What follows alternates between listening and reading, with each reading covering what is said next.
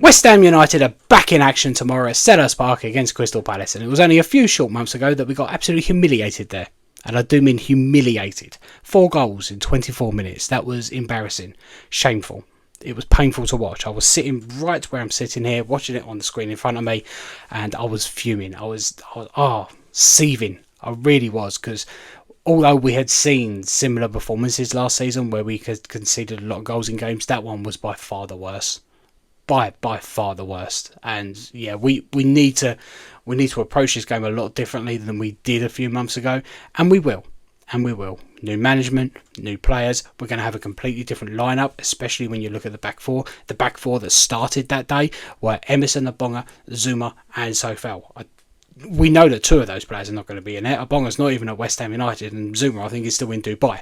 So the back line, I would imagine, is probably, and I really hope it's going to be, Emerson, Kilman, Todibo, and Wan-Bissaka. Wan-Bissaka making his debut for West Ham United against his former club in Crystal Palace. I think he's kind of like written in the stars, and he puts in a great performance, and he really keeps Eze quiet, and that'll be good, because we know that he is definitely a threat. But they also do have other players who are a threat as well. I mean, they've lost Elise, who was a massive player for them last season, but they've still got Adam Walton, who's a really good player, and you've got to keep an eye on Mateta as well, so he's definitely a threat. Their defence, though, could be vulnerable. They have lost Anderson over to Fulham. They will be playing Mark Gay, who didn't play in the game in April. He didn't play in that game, but he will be there. But there's a lot of speculation linking him with Newcastle. So what is his state of mind going to be? Is that something that we can take advantage of? I do believe we can. So I do believe we will have the opportunity to score goals. Last week against Aston Villa, we had a lot more possession. We were passing the ball a lot better, but we weren't really doing much with that possession. And that's what we got to work on now. We need to work on being a little bit more creative with that possession. And if we can do that and we can create more chances, we will score goals. But if we are playing that new look defence that hasn't played alongside each other yet, which is one of the reasons I wanted them to play alongside each other in last week's game, so they had a game already where they had already played alongside each other and they'd already started that gelling process. It's going to be the first time, so there could be mistakes in that defence, which means we could be conceding goals. So I do expect goals, and there's always goals in this game. There is always goals. 14 goals scored in the last 2 games in this fixture between West Ham and Crystal Palace at Selhurst Park. Obviously, it was 5-2 in the last one. It was 4-3 to Crystal Palace the year before, but the 2 years before that, 3-2 and 3-2 to West Ham. So we have won there in the last couple of years, and 2-1 the year before, which means it's like 27 goals in the last 5 games between West Ham and Crystal Palace at Selhurst Park. So I do expect goals. And I can see it being a game that ends 3-2. I can see it being a lot tighter. It could go either way. It could go 3-2 Palace, or it could go 3-2 West Ham. But because we're West Ham, we've got to believe. I'm gonna predict a West Ham win, and I do believe we're gonna do it. And as I say, back in April when we experienced that embarrassing loss, I was sitting right here watching it on my computer screen. Tomorrow I won't be. I'll be sitting in the stands. I'll be at Selhurst Park, and I've never been there before, which I'm really looking forward to. So hopefully, because I'm there, we'll get the win.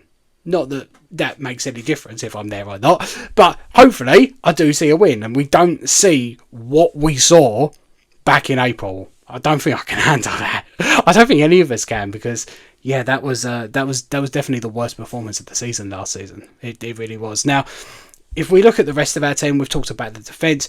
We do look like we're going to have that new look defence. Also in the game that we played in April, Fabianski was in goal. It's going to be Areola.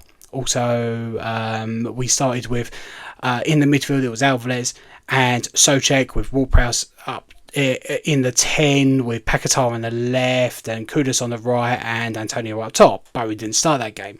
That's not going to be the lineup either, even though Alvarez is thought to be available in the squad. I'd be very surprised if he starts. So it'll probably be Rodriguez again. I don't want to see Souček alongside him. I really don't. I think he'll still be a great impact sub. I really do. So put him on the bench. Ideally, I would love to see Paquetá in that 8, with Kudus playing in the 10, with Somerville off the left, Bowen off the right, and Fuller up front. What is actually going to happen, though, I think is going to be slightly different, where he'll probably go with Ward-Prowse. He's tried Souček alongside Rodriguez, and maybe he will choose to go with Ward-Prowse instead. So Ward-Prowse in the 8 with Paquetá in the 10, Kudus on the left, Bowen on the right. And hopefully we'll be Fuller up top instead of Antonio. We need to start getting him used to the Premier League as soon as possible. We're not in that luxury position where we are introducing a few new players, like 1 or 2. We are introducing a whole new team. They need to play together. They need to start gelling as soon as possible. So let's give them game time. So yes, start Somerville if we can. Start Fuller if we can. And that is the way that we are going to progress quickly. If we don't, it's going to take us longer. That's just my personal feeling. But we do have to still understand that it is going to take time. So if the defence that hasn't played alongside each other before is making mistakes, and it's not as fluid as we would hope, we need to be understanding that they've never played alongside each other before. So, you've got to give it time in the midfield and some of the other new players. You've got to give them time just to adapt to the speed of the Premier League, especially the ones that haven't played in there before. Somerville looked very lively when he came against Aston Villa, so I don't really have any concerns about him. But Rodriguez has still got to get used to the pace. Fuller will also have to get used to the Premier League as well, and so will Tobido as well. So, got to be a little bit patient, but it is a very good team with a lot of very good players. And there is a possibility it could click and we could play some really nice football. But there's also a possibility that there could be mistakes in that team as well. So, yeah, do have to be patient. And Crystal Palace do have a lot of players that can cause us a lot of problems. But we will have to see what happens. I don't believe it's going to be a drubbing like it was back in April. I really don't. I think it's going to be a tight game. And I do believe we can get the win. But let's not be overly critical if we don't. But as long as we see an improvement, that's the main thing. We need to see an improvement from last week. As I say, last week we had possession, we were passing it more, but we weren't doing much with it. So if in tomorrow's game we have that possession, we are passing it around and we create a little bit more, then that's progression. And that's what we want to see. We want to see us getting a little bit better every single week. That's what we want to see. So hopefully we will. Now, I did a chat with a Crystal Palace fan called Mason over on live, which is on this channel. It's under my live, so you can go watch that. I did that last night.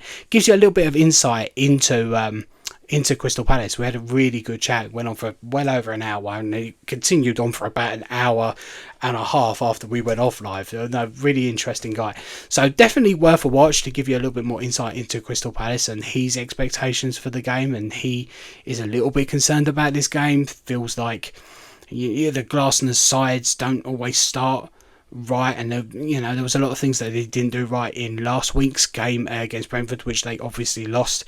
So I think that they are there for the taking. They may not be, but they are. So it could be a very interesting game, and hopefully we can get that result.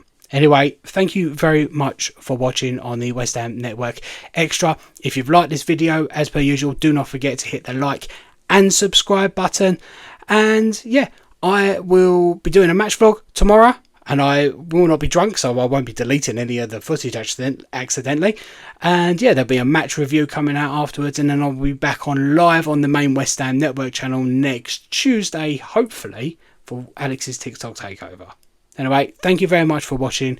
Good evening, good morning, good afternoon, whenever you are watching. Come on, you Irons!